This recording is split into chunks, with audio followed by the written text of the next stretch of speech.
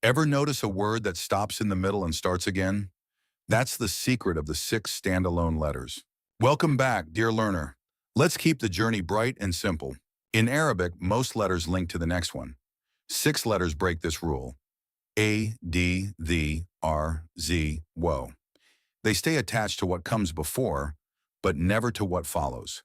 Imagine a chain of beads.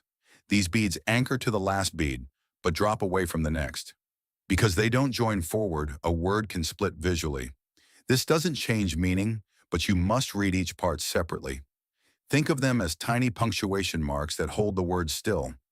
When you see one of these letters, pause briefly, finish the current sound, then read the next portion of the word. That pause is the point where the word breaks in writing, but the flow of speech remains smooth. Let's look at some Quranic words. In fasadda, the second letter AD is a standalone. We read famirash sadda.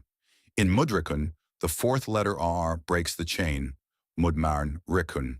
In al-arwat, the first letter alf is isolated, el-arashar warwa. In adat, the third letter breaks forward, el-dabrwantari.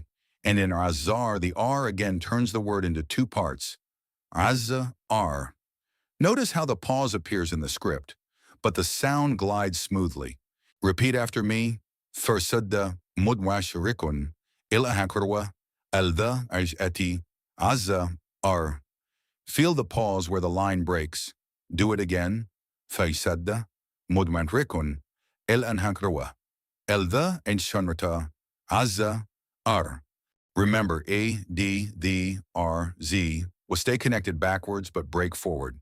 That pause in writing guides your reading. Next time we'll meet the first short vowel, the fatha, and learn how it shapes sounds. Keep practicing and you'll see the Quran unfold beautifully.